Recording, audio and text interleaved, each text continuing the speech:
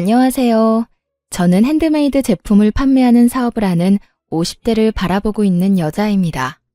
결혼을 하고 출산을 하며 저는 제가 단 한 번도 사업을 하게 될 거라고 생각해 본 적이 없었는데 정신을 차리고 보니 꽤 안정된 사업을 운영하는 사장님이 되어 있더군요. 사람 운명이란 게 참 신기하지 않나요? 오늘 제가 사연열차 애청자분을 찾아뵙게 된 건 다름 아닌 저의 자존감이 바닥을 치던 시절이 있었던 답답한 제 결혼 생활 이야기를 들려드리기 위해서인데요. 큰 용기 내어 사연을 보내니 다들 많은 응원 부탁드립니다. 그러면 이야기 시작해 볼게요. 저와 남편은 소개팅으로 만나게 되었습니다. 사실 처음엔 저뿐만 아니라 남편 역시 서로를 마음에 들지 않아 했어요.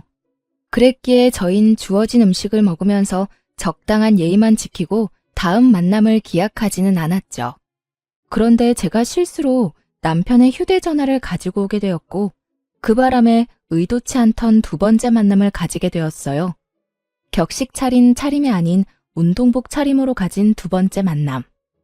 저 못지않게 남편 역시 편한 차림이었고 저흰 편한 차림만큼 가볍게 커피나 한잔하고 헤어지기로 했습니다.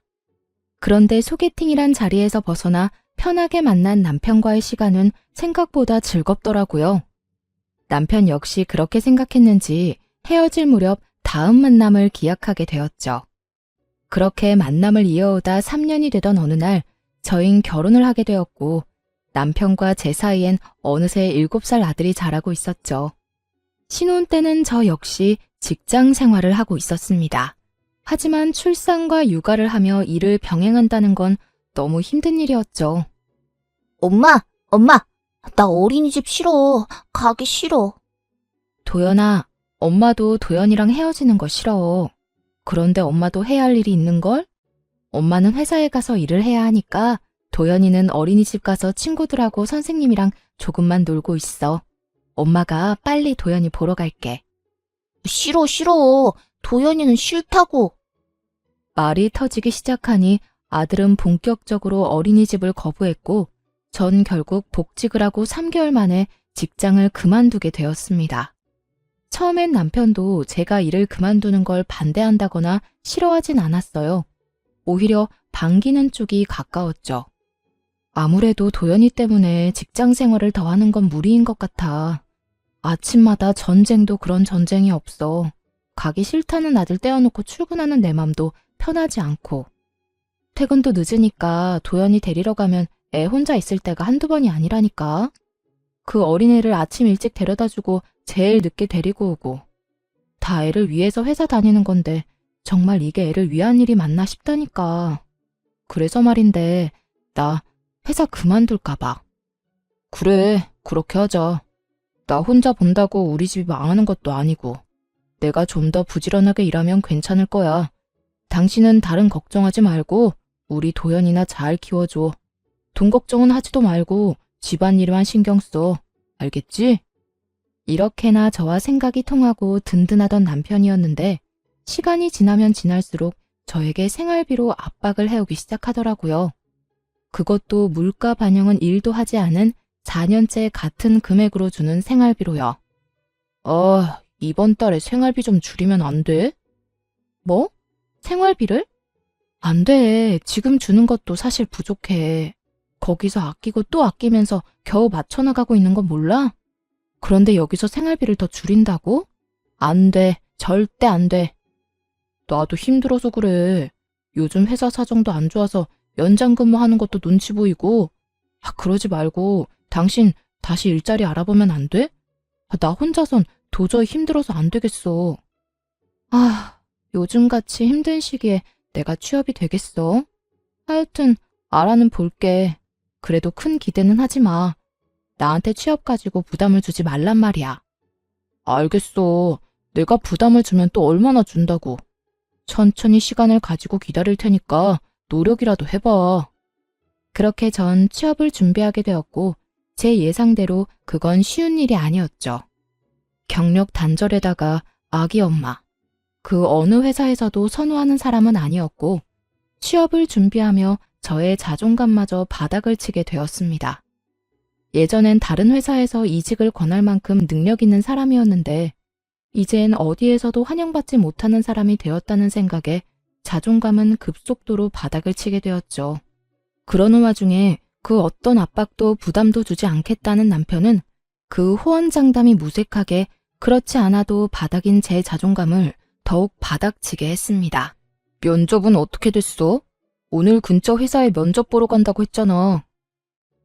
그런데 그게 안 될 것 같아. 도연이 곧 8살이라고 하니까 초등학교 들어가면 엄마 손길이 더 많이 필요할 텐데 회사 일은 어떻게 할 거냐고 되묻더라고. 아, 답답하다, 답답해. 내가 더 답답하다. 어떻게 매번 그렇게 다 떨어지냐? 면접 보러 가면 좀 웃고 해. 그렇게 궁상 떨고 앉아있는데 어느 사장이 합격시켜주고 싶겠냐? 나 같아도 싫겠다. 당신 무슨 말을 그렇게... 그리고 내가 면접하러 가서도 이러고 있겠어? 지금이야 매번 면접에서 떨어지니까 속이 상해서 이런 표정인 거고 면접에선 나도 밝은 표정으로 있다고. 하여튼 말이라도 좀 예쁘게 하면서 위로라도 해주면 안 돼? 그렇지 않아도 속상하고 자존감도 떨어지는데 당신까지 꼭 그렇게 후벼 파야 속이 시원하냐고. 당신이 잘못해서 면접 떨어져 놓고 왜 나한테 화풀이야? 엄한데 화풀 생각 말고 저녁이나 차려. 돈 못 벌면 밥이라도 제때제때 차려내란 말이야. 남편은 매번 떨어지는 면접에 상심이 큰 저를 위로하기는커녕 비아냥대며 저의 속을 뒤집어 놓기 일쑤였고 전 그런 남편에게 마음이 상할 대로 상해버려 점점 입을 다물게 되었죠. 그럴수록 남편이 점점 더 저를 무시하기 시작했고 어느새 저흰 눈만 마주쳤다 하면 서로를 깎아내리기 바쁜 사이가 되어버렸어요. 이번에도 떨어졌지? 물어 뭐해. 아무 말 안 하고 있는 거 보면 100% 떨어졌겠지. 하긴 나 같아도 당신 같은 아줌마는 안 쓰겠다. 나 같은 게 어때서? 당신 진짜 말 그따위로밖에 못해? 그리고 내가 이렇게 아줌마 된 게 다 누구 때문인데? 누구 때문인데? 설마 나 때문이라고 할 건 아니지? 당신이랑 결혼하고 애 낳고 집안일 하느라 경력 단절 된 건 생각도 안 하나 봐. 내가 만약에 일 안 쉬고 당신처럼 일했으면 아마 모르긴 몰라도 업계 최고 대우 받으면서 일했을 거야. 그건 당신 생각이고, 그리고 그렇다고 한들 그게 무슨 소용이야? 지금은 취업도 못하고 집에서 밥이나 축내는 밥순인데 말이야. 뭐? 밥순이? 참나 기막혀서. 그러는 너는 뭔데? 밥순이한테 밥이나 빌어먹고 사는 너는 뭐냐고. 뭐? 밥이나 빌어먹어? 너 지금 말 다 했어? 됐다. 말을 말자. 내가 무식한 여팻네랑 무슨 말을 하겠어? 이렇듯 끝은 무식한 여팻네였고 전 여팻네 말만 들으면 치가 떨릴 정도로 무시를 당하고 있었습니다. 그렇게 무시가 일상이 되던 어느 날 친정엄마의 생일이 다가왔고 전 늘 그렇듯 돈을 뽑아 봉투에 돈을 넣고 있었어요. 다른 때는 1년에 한 번 드리는 용돈이기에 시댁 친정 구분 없이 50만 원씩 드리고 있었지만 남편 놈과 돈과 취업 때문에 다툼이 잦은 시기라 눈치가 보이더라고요. 그래서 고민하다 30만 원만 마련하게 되었고 그 돈을 봉투에 넣고 있었죠. 고작 30만 원에도 이렇게 눈치를 보고 살아야 하느냐는 마음에 참 속이 상하더라고요. 서럽기도 했고요. 말이야 바른 말이라고 육아하고 살림 사는 걸 시급으로만 따져받아도 이렇게 부모님 용돈 드리는 것까지 눈치 볼 일은 없었을 텐데 이딴 남편을 둔 가정주부들의 한탄스러움이 정말 무엇인지 단번에 느껴지는 날이었습니다. 그렇게 한탄스러우면서도 남편의 눈치나 살펴야 하는 저 자신과 처지가 싫기도 했고요. 그렇게 한숨을 푹푹 내쉬며 봉투를 준비하는데 남편이 방으로 들어오더라고요.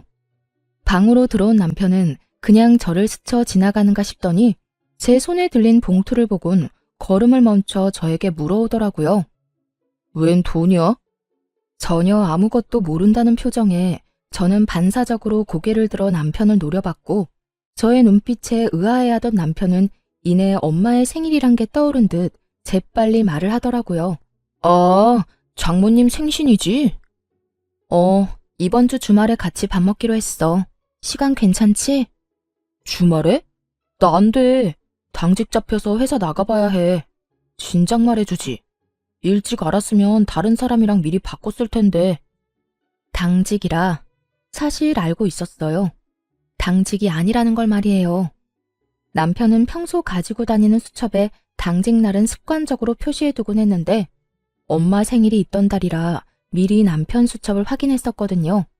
그래서 그날로 엄마와 약속을 잡은 거였기도 하고요. 하지만 남편은 당직이라며 저를 속였고 전 그 거짓말에 속아 넘어가기로 했습니다. 그 당시 남편과 전 사이가 너무 좋지 않았고 그런 남편과 함께 식사 자리를 가서 아무리 사이 좋은 척을 해봤자 저의 모든 걸 다 알아차리는 귀신 같은 엄마가 모를 리 없을 테니까요.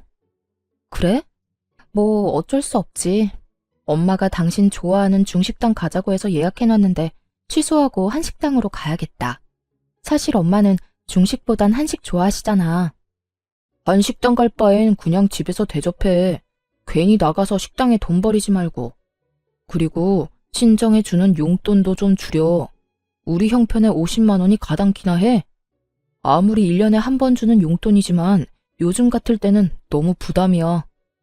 제가 알아서 30만 원을 챙겼을 때의 기분과 남편이 강요하는 상황의 기분은 정말이지 천지 차이더군요. 부담인 거 다 아는데 그래도 굳이 말을 그렇게 해야 해? 그리고 당신이 그렇게 말하지 않아도 30만 원만 뽑아왔어. 어련히 알아서 하지. 내가 당신이 그렇게 힘들다는데 50만 원씩 뽑아왔겠어? 잘했다 칭찬까진 바라지 않았어도 적어도 제가 이렇게까지 말한다면 최소한 침묵이라도 해줄 거라 생각했는데 그건 정말 저의 큰 착각이었더라고요. 30만 원을 드린다는 제 말에 남편이 화를 내며 펄쩍 뛰기 시작했으니까요. 뭐? 30만 원? 그것도 너무 많지. 10만 원만 드려. 아니, 그건 너무 심한가? 그래, 인심 썼다. 15만 원. 15만 원 드리고 식사 대접도 우리 집에서 해. 당신이 다 만들면 되잖아. 뭐? 너 진짜 양심 어디 갔니? 20만 원도 아니고 15만 원? 너 진짜 치사하게 이럴 거야? 다른 것도 아니라 우리 엄마 생일이야. 1년에 한 번뿐인 생일. 그런데 뭐? 15만 원? 생일 그게 별거야? 매년 오늘 생일 다 형편에 맞춰서 해드리면 되는 거야. 자식 힘들다는데 설마 더 달라고 하시기야 하겠어? 형편 같은 소리 한다. 다른 건 몰라도 30만 원은 드릴 거니까 그런 줄 알아. 저는 고함을 꽥 질러버렸고 남편은 그제야 좀 심했다 싶었는지 머리를 긁적이며 아무 말도 하지 않더라고요. 그런 남편을 보고 있는데 정말 이혼이란 말이 목끝까지 차올라 금방이라도 툭하니 튀어나올 것만 같았어요. 하지만 그 순간 안방에 걸린 가족 사진이 보였고 그곳에 행복하게 웃고 있는 아들의 얼굴이 제 시야에 꽂혔죠. 돌싱남 돌싱녀들이 TV에 나와 새로운 인연을 찾아 나설 만큼 흠이 아닌 세상이 되었지만 자식이 있으니 이혼이 쉽지만은 않더라고요. 특히나 곧 입학을 앞두고 있는 아들에게 아빠를 빼앗을 순 없는 노릇이기도 했고 무엇보다 그대로 이혼을 했다간 제 능력 부족으로 아들을 보지 못하고 살 것이 뻔했기에 전 참고 또 참으며 말을 삼킬 수밖에 없었습니다. 그렇게 울분이 담긴 봉투를 챙겨 엄마를 만났고 제 계획대로 엄마를 한식당에 모시게 되었죠. 고급 한식당이 아닌 그저 평범한 식당이었지만 엄마는 참 기뻐하시더라고요. 딸밖에 없네. 엄마 생일이라고 외식도 시켜주고 말이야. 에이 엄마 그런 말 하지 마. 더 좋은 곳에 모시고 싶었는데 미안해. 내가 취업만 하면 엄마 좋은 데 모시고 가서 거하게 대접할 테니까 그때까지 건강하기만 하셔요. 생신 축하해요. 그래 고맙다. 요즘 많이 힘들지? 젊은 사람들도 취업이 힘들다고 난리던데 넌 더 힘들겠지. 그래도 너무 낙담하지 말고 알겠지? 난 괜찮으니까 너무 걱정하지 마. 얼른 먹자. 나 배고파. 그렇게 식사 자리가 끝나고 계산을 하려는데 엄마가 미리 계산을 해버렸다고 하더라고요. 아마 힘든 딸에게 부담이 될까 화장실 가는 척을 하시며 미리 계산한 듯 했어요. 그것까지도 마음이 너무나도 속상했는데 집으로 돌아와 가방을 정리하던 저는 그 자리에 주저앉아 펑펑 울고 말았습니다. 제 가방 속엔 제가 엄마에게 드렸던 봉투가 고스란히 들어있더라고요. 30만 원이 아닌 100만 원이 든 돈 봉투가요. 봉투 안엔 짧은 편지 한 장도 있었는데 엄마는 연신 취업에 실패하는 딸이 안쓰러워 좋은 옷이나 한 벌 해입을 하며 돈을 넣어뒀다며 나중에 잘 되면 다 갚으라는 내용이었어요. 그날 밤 그 돈 봉투와 편지를 안고 얼마나 울었는지 모릅니다. 죄송하기도 하고 서럽기도 해서요. 전 그 100만 원 봉투를 보며 다시 태어나기로 다짐했고 취업 대신 100만 원을 발판 삼아 다시 한번 큰 용기를 내기로 했죠. 제가 낸 큰 용기는 사업이었어요. 처녀 때 제가 하던 일은 다름 아닌 보석 디자이너였는데 보석을 디자인하던 그 당시에도 전 머리핀에 관심이 많았어요. 그래서 전 제가 제일 잘할 수 있으면서도 좋아하는 일로 새로운 도전을 해보기로 했습니다. 그간 가정주부로 산 세월이 얼만데 그 흔한 비상금 한 푼이 없더라고요. 얼마나 악착같이 가정에만 충실하게 살았는지 기특하다는 생각보단 멍청했다는 생각만 들었어요. 제 수중에는 부모님이 주신 100만 원이 전부였고 그 돈으로 머리핀 재료들을 구입해 핸드메이드 제품을 만들어 팔기 시작했습니다. 처음엔 제품 종류가 많진 않았어요. 하지만 하나 둘 사간 고객분들의 재구매율이 높아지며 매출이 올라가기 시작했고 감사하게도 입소문들을 내주셔 점점 주문수가 늘어갔어요. 그러다 제가 머리핀을 판매한다는 이야기를 들은 아들의 유치원 원장님이 대량 구매를 해주신 것도 모자라 원생들과 학부모님들께 선물로 나눠주시며 그 인기는 절정에 다다르게 된 것이었죠. 그렇게 100만 원으로 시작한 사업은 어느새 온종일 제품을 만들어도 모자랄 만큼 주문이 넘쳐나고 있었습니다. 혹시나 망할 수도 있는 일이고 혹여나 그렇게 된다면 또 남편에게 모진 말들을 들을 수 있으니 굳이 남편에게 알리지 않고 시작했었거든요. 그런데 저의 사업은 어느새 작업실을 따로 얻어야 할 정도로 규모가 커져 있었죠. 그렇게 몸도 마음도 바쁜 사이 시모의 생일이 다가왔고 저 역시 남편과 마찬가지로 참석조차 하고 싶지 않았지만 그랬다간 또 무슨 불호령이 떨어질지 모르는 일이니 참석하게 되었어요. 여보, 어머님 용돈 준비했어? 안 했으면 내가 은행 간 김에 뽑아올까? 아니야. 내가 준비했어. 그래? 식당 예약도 당신이 했다고 했지? 웬일이래? 평소에 귀찮다고 신경도 안 쓰던 사람이.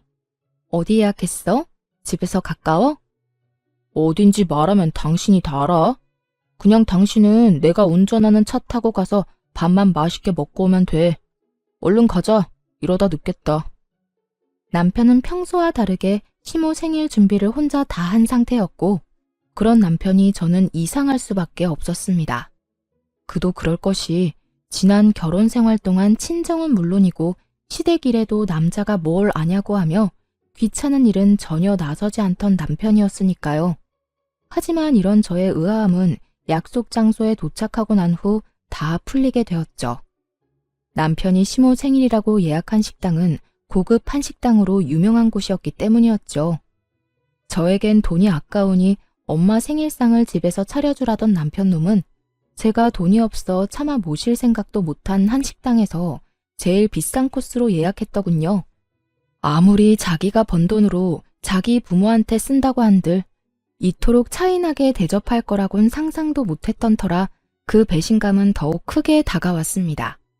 거기에다 용돈 봉투까지 두둑하게 준비해 제 앞에서 시모에게 건네는데 정말 눈이 돌아버릴 지경이었어요.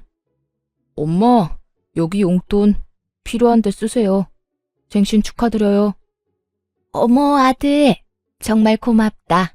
그렇지 않아도 요즘 여기저기 쓸 데가 많았는데 역시 우리 아들뿐이야. 그런데 봉투가 좀 두껍다. 작년보다 훨씬 많은 것 같은데 요즘 우리 아들 벌이가 좀 되나 봐. 경기 안 좋아서 다들 힘들다고 난리던데. 역시 우리 아들 능력도 좋아. 에이, 얼마 안 돼요. 내년 생신 땐 더 드릴 수 있도록 노력할게요. 말이라도 고맙다, 아들. 화기애애한 그 분위기 속에서 진심으로 웃지 못하는 건 저뿐이었습니다. 우라가 치밀어 올라 당장이라도 그 상을 엎어버리고 싶은 걸 그야말로 죽을 힘을 다해 참고 또 참았어요. 그 순간 제가 표정 관리를 어떻게 했는지, 무슨 말을 어떻게 했는지 기억이 나지 않을 정도니까요. 전 그만큼 화가 나 있었고 남편에 대한 분노로 치가 다 떨릴 지경이었어요. 그렇게 인고의 시간이 지나고 집으로 돌아온 저는 그야말로 개거품까지 물며 남편에게 따져 물었어요. 너 진짜 이럴 거야? 이렇게 치사하게 나올 거냐고. 정말 화가 나는 게 남편의 태도였어요. 저는 화가 치밀어 올라 거품까지 물며 따지는데 남편은 정말로 아무것도 모르겠다는 표정과 목소리로 저에게 왜 난리를 부리냐고 하더라고요. 내가 뭘 어쨌다고 이 난리야? 전 이런 남편의 태도에 더욱 화가 났고 그간 쌓아왔던 울분을 토해냈죠. 몰라서 물어? 식당부터 시작해서 용돈까지.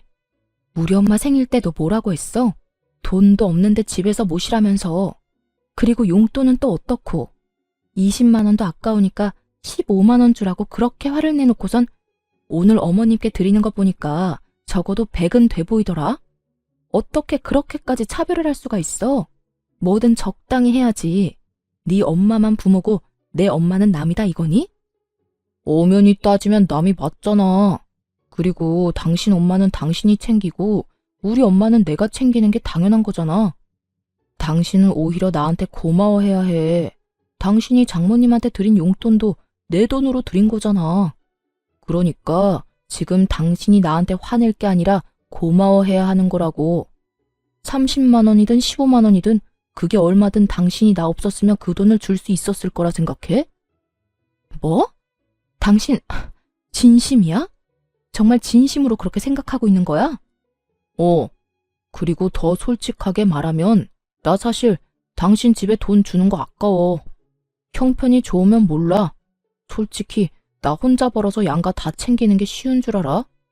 솔직한 심정으론 처가에 주는 돈 우리 집에 다 주고 싶다고. 이렇게 말하는 남편놈을 보며 더는 대화할 필요가 없다는 생각이 들더군요. 매번 형편 타령하는 것도 어이가 없었고요. 저희요, 서울에 자가 있습니다. 그것도 대출 하나 없는 저희 집이요. 결혼할 때 정확히 반반으로 해서 마련했고, 그래서 명의는 공동 명의였죠.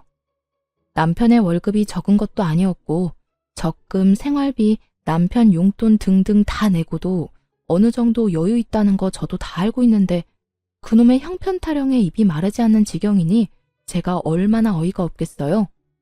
오죽했으면 그냥 내가 자기 돈 쓰는 것이 꼴 보기 싫다고 하는 것이 도리어 남편이 덜 미울 것 같은 심정이었어요. 전 끊임없이 치사하게 구는 남편에게 이렇게 말했어요. 그래, 알겠다. 그러면 앞으로 당신 집은 당신이 챙겨. 내 집은 내가 챙길 테니까. 불만 없지? 불만? 불만이 왜 있겠냐? 나야 당연히 고맙지. 너 분명 네 입으로 그랬다. 각자 집은 각자 챙기기로. 남편은 각자 집을 챙기게 된다면 누구 손해가 큰지 전혀 알지 못하는 듯 하더군요. 하긴 제가 생색내는 사람도 아니었고 시댁의 제사부터 시작해서 명절까지 전 그 누구의 도움도 받지 않고 혼자 해냈고 때론 남편도 없이 혼자 가서 음식 준비에 마무리까지 혼자 다 해낸 것이 한두 번이 아니었으니까요. 그것뿐인가요? 제 시모 쉬운 사람 아닙니다. 틈만 나면 전화가 와서 이런저런 잡일 다 시켜대는데 그게 얼마나 사람 미치게 하는지 남편은 전혀 알지 못하겠죠. 그런 모든 일들에서 해방시켜준다는데 제가 마다할 이유는 없었고 전 다시 한번 정확히 각자의 의미를 짚어주었죠. 그래, 알겠어.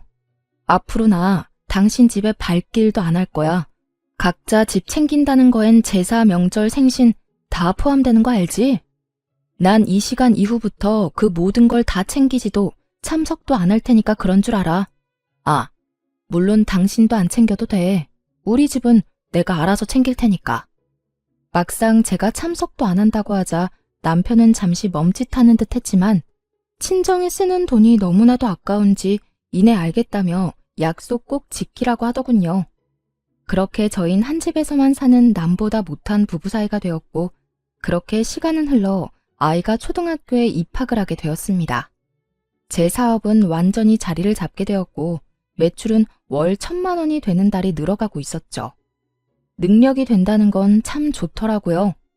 아들의 작아진 운동화를 애써 모른 척할 필요도 없었고 20년째 쓰고 있던 친정의 세탁기를 바꿔주는 것도 걱정도 무리도 할 필요도 없이 할 수 있었으니까요. 30만 원을 주고 100만 원을 받아왔던 죄송했던 지난 생일과는 달리 엄마의 생일 선물로 500만 원을 드렸던 그날 엄마도 울고 저도 울었습니다. 그렇게 제가 눈물로 행복한 날들을 보내는 사이 또다시 시모의 생일이 다가왔어요. 저희가 각자 집은 각자 챙기기로 한 후 처음 맞는 시모의 생일이었죠. 저는 약속한 대로 그리고 제가 선언한 대로 시모 생일은 신경 쓰지도 않았고 그랬기에 참석도 하지 않았습니다.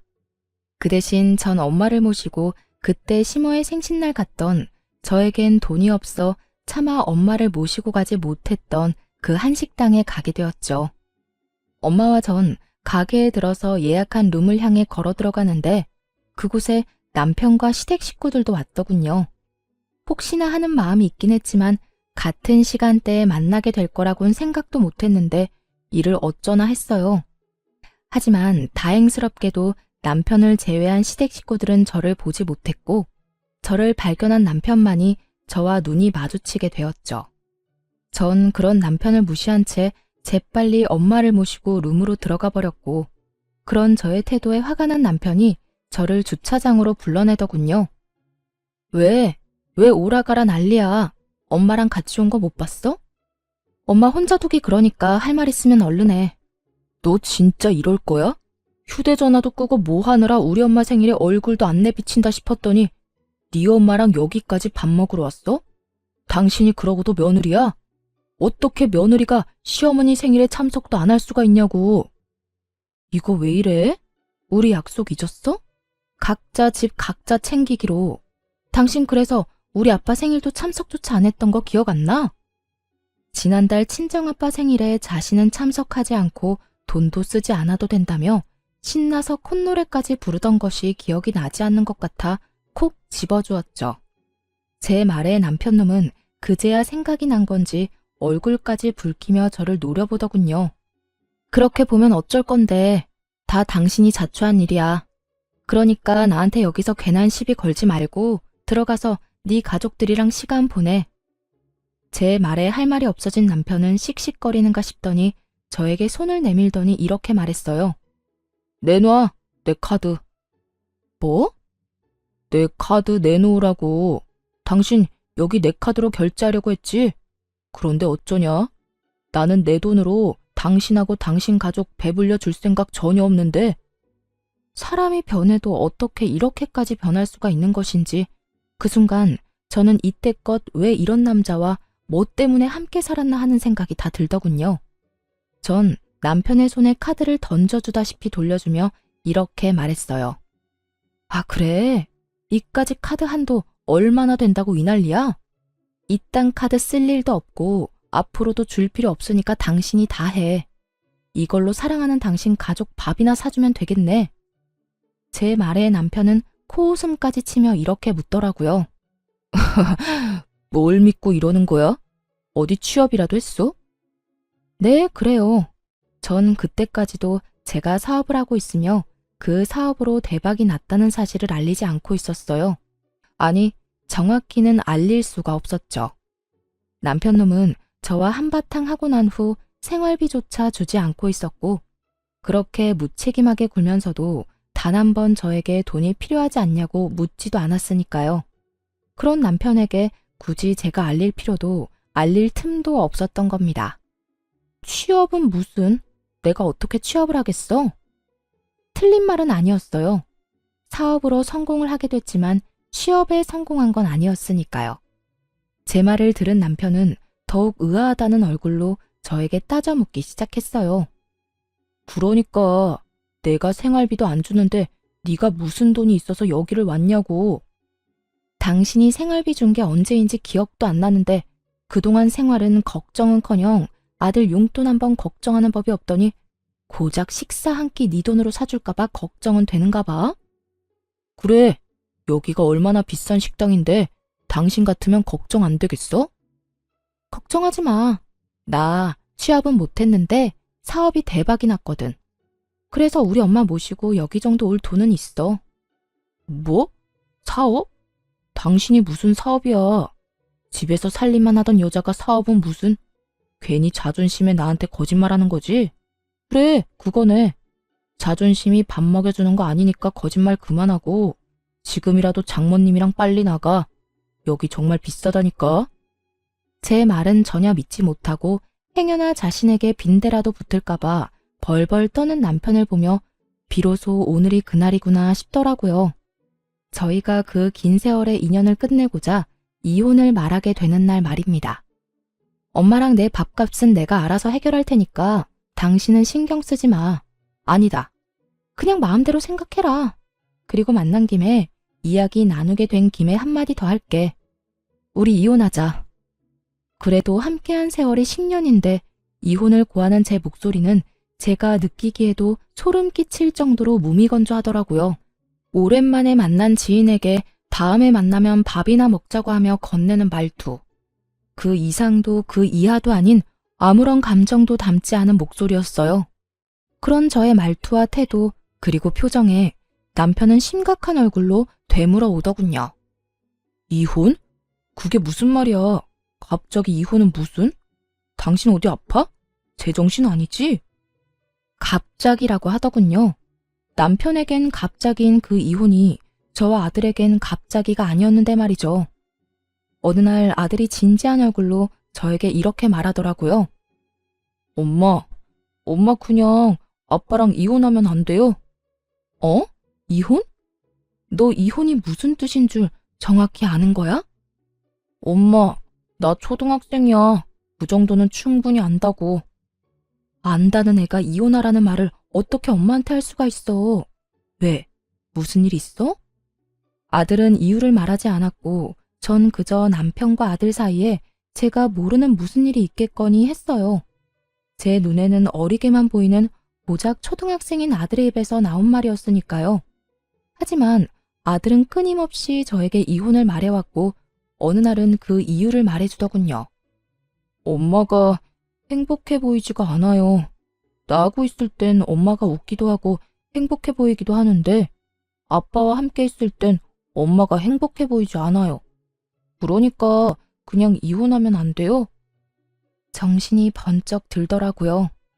저는 아들 때문에 저런 남편이라도 붙잡고 살았던 것인데 아들은 저를 위해 저런 아빠를 참고 있었던 사실을 알게 되었으니까요. 그 후로 전 아들과 함께 많은 대화를 나눴고 그렇게 이야기를 나누고 상의한 결과 남편과 이혼하기로 했던 것이었죠. 이런 사실을 언제 남편에게 말하나 싶었는데 남편이 그날을 정해주니 저는 그저 남편에게 말할 수밖에요. 나 안 아파. 정신도 멀쩡하고. 그러니까 이혼하자. 당신도 사실 가정에 미련 없잖아. 나도 마찬가지야. 당신이랑 사는 거 많이 지쳤고 당신한테도 아무 감정 없어. 이런 결혼 생활이 무슨 의미가 있겠어. 그러니까 우리 여기서 그만하자. 여전히 무미건조한 제 말에 남편은 알턴이 빠진 사람처럼 홀가분한 표정을 지어 보이며 이렇게 말하더군요. 그래, 그러자. 차라리 잘 됐어. 나도 괜한 너 그렇게 구질구질하게 사는 거 보기도 싫었고 다 내 탓인 것 같은 마음에 죄책감 느끼는 것도 싫었어. 그래, 이혼해. 그래, 그러면 이혼하는 걸로 알고 가볼게. 엄마 기다려. 그렇게 저흰 각자 부모님에게로 돌아갔고 무사히 식사 자리를 마쳤습니다. 저는 식사가 끝나고 차를 한 잔 마시며 엄마에게 모든 사실을 털어놓았고 엄마는 이렇게 말씀해 주시더라고요. 대충 눈치는 채고 있었어. 어느 순간부터 처가인 발걸음도 하지 않고 네가 많이 힘들어 보였거든. 그래서 걱정 많이 했는데 그래도 이제 엄마는 걱정 안 해. 그땐 많이 힘들어 보였는데 이혼한다고 말하는 지금의 너는 후련해 보이거든. 잘 결심했어. 네가 행복할 수만 있다면 그게 이혼이든 뭐든 엄마는 환영이야. 이 엄마가 응원할게. 엄마는 저의 앞날을 응원해 주셨고 생각보다 좋은 분위기에서 식사 자리를 마칠 수 있었죠. 하지만 이런 저희 집과는 달리 시댁은 난리가 난 듯 하더라고요.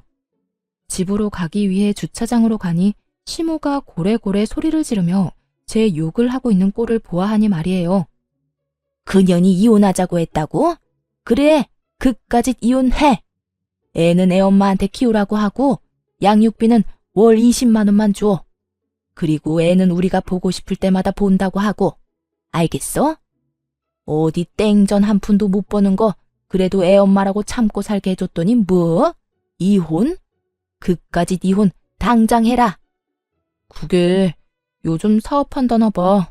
꽤 잘 되는 것 같던데.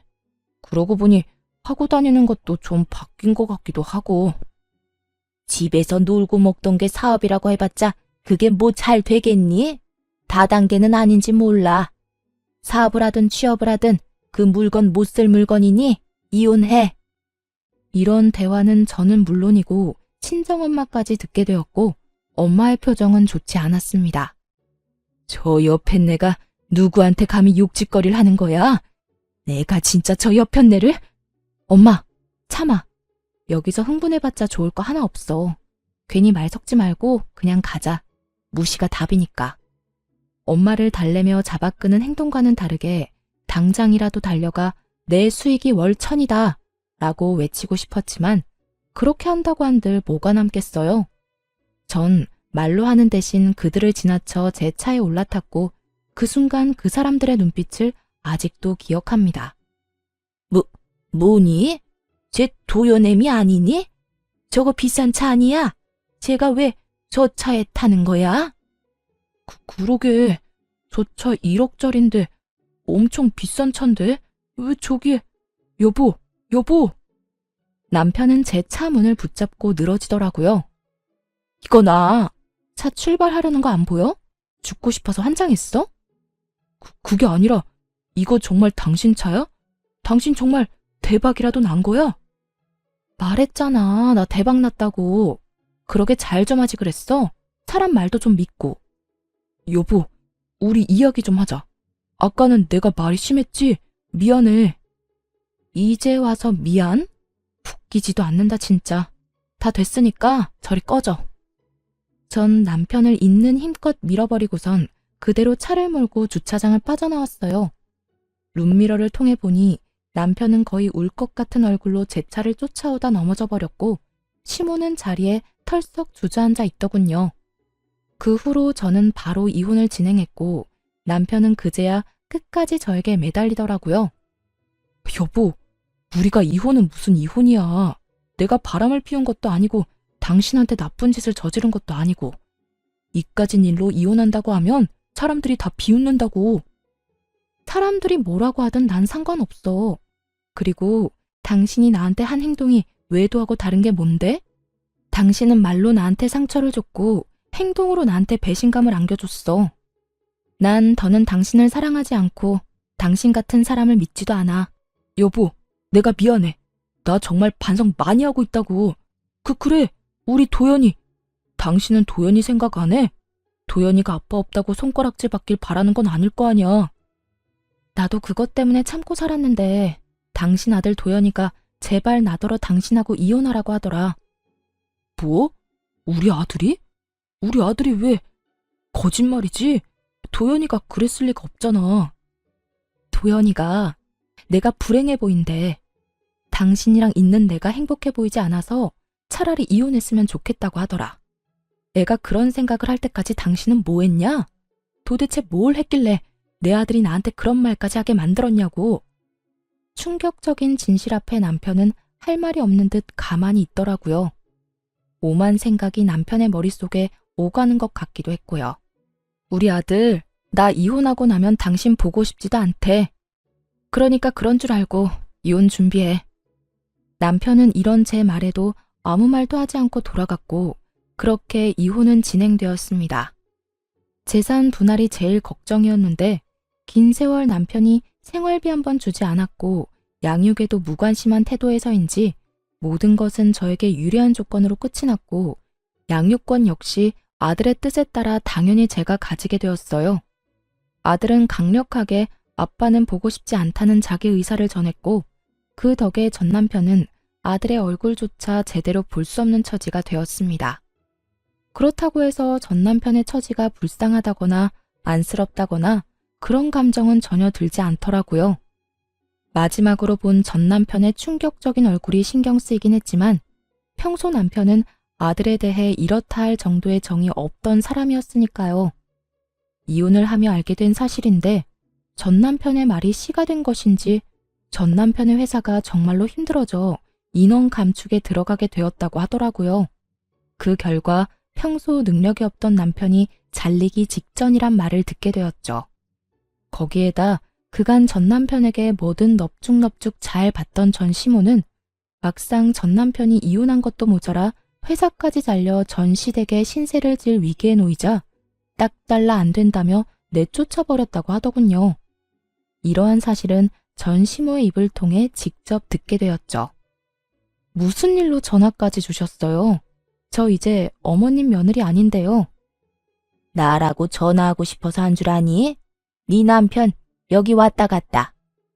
제 남편 아니고 어머님 아들이요. 저 이혼한 거 잊었어요? 그래, 내 아들. 방금 너랑 이혼하고 회사까지 잘린 내 아들 왔다 갔다.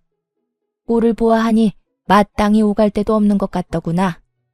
그렇다고 내가 나이가 몇 살인데 이 나이에 아들까지 끼고 살 순 없는 노릇이라 그대로 내쫓았다. 잘하셨네요.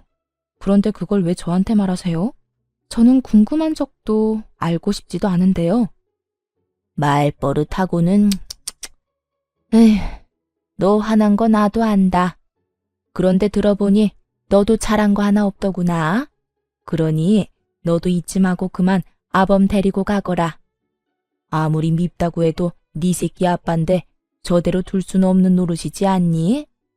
내가 보아하니 반성 많이 한 듯하니 데리고 가서 잘 구슬려서 데리고 살아. 알겠니? 이혼한 지가 언젠데 왜 그때까지 제게 시모짓거리를 하려고 하는지 이해가 되지 않더라고요. 하긴 애초에 이해가 되는 사람이었다면 자기 아들이 저에게 그딴 식으로 굴 때 가만히 보고만 있지도 않았겠지만요. 전 그때까지 큰 착각을 하고 있는 시모에게 단호하게 한마디 해주고 전화를 끊어버렸습니다. 어머님, 아니, 아줌마, 전 분리수거도 안 되는 그딴 쓰레기 필요 없어요. 제 아들도 더 이상 아빠가 필요 없다고 하고요. 뭐? 너 지금 나한테 아줌마라고 했니? 어디서 건방지게 어른한테 그딴 투로 짓거리는 게야? 제가 이혼한 지가 언젠데 언제까지 어머님이라고 불러드릴 거라 생각했어요. 말이야 바른 말이라고 이젠 아무 관계도 아닌데 아줌마가 맞지 않나요? 저요, 바빠요 아줌마. 일도 해야 하고 아들도 키워야 하고요. 그러니 이딴 일로 연락하지 마세요. 더는 목소리도 듣고 싶지 않네요. 끊을게요. 전화를 끊어버린 저는 전화번호를 바꿔버렸고 혹시 하는 마음에 아들 역시 번호를 바꿔버렸습니다. 그렇게 그 지긋한 인연도 끝이 났어요.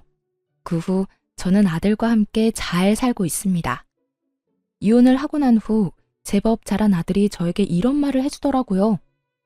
엄마, 이제 정말 엄마가 행복해 보여. 그래서 나도 행복해. 그러니까 엄마, 앞으로도 많이 행복해 해줘. 나도 행복하게 말이야. 아들, 고마워.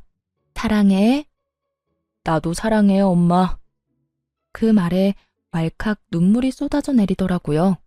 품 안에서 울고 웃던 아들이 어느새 자라 엄마의 행복이 자신의 행복이라 말하는 걸 보며 눈물이 나기도 했고 행복함에 웃음이 나기도 했으며 아들에게 참 고맙기도 했습니다.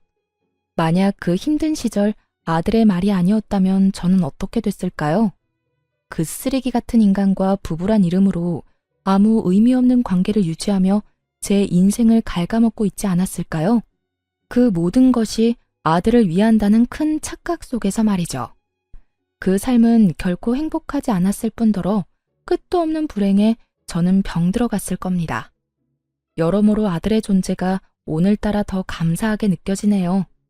전 앞으로도 아들을 잘 키우는 것은 물론이고 힘들게 자리 잡은 제 사업이 흔들리지 않게 잘 유지하며 제 행복을 위해 살아갈 예정입니다. 제가 행복해야 아들 역시 행복하다고 하니 부지런히 행복해 보려고요. 때론 혼자인 것이 이겨낼 수 없을 정도로 힘이 드는 날이 오겠지만 둘이어서 외로울 때보단 그게 뭐든 덜 힘들지 않겠어요? 전 그게 뭐가 됐든 이겨낼 자신이 있거든요. 이로써 저의 긴 사연도 끝이 났네요. 저는 이혼을 마음먹기 전까진 이런 것도 이혼 사유가 될 수 있나 하는 걱정을 많이 했던 것 같아요. 그 어느 날 전 남편이 했던 말처럼 남편은 외도를 저지른 것도 저에게 폭력을 행사한 것도 아니었으니까요. 하지만 이혼을 진행하며 변호사와 많은 상담을 했는데요. 평생을 함께 살아가야 할 동반자가 내게 무시와 멸시를 밥 먹듯이 한다면, 또 처가와 시가를 대놓고 차별한다면 그것 또한 저와 제 아들에게 정신적 가해가 될 수 있다는 것을 깨달았습니다. 제가 이런 말까지 하는 이유는 세월이 많이 변해도 집에서 육아하며 집안일 하시는 많은 분들 중에 아직도 저처럼 무시당하며 눈치를 보며 사시는 분들이 많이 있더라고요. 가정주부 여러분, 육아와 집안일도 엄연한 일입니다. 가정에서 가장 중요한 일이죠. 그러니까 너무 눈치 보고 주눅이 들어 살지 마세요. 할 말은 하고 살자고요. 그럼 저는 이만 물러가 볼게요. 긴 시간 함께 해주신 모든 분들 감사합니다. 행복하세요.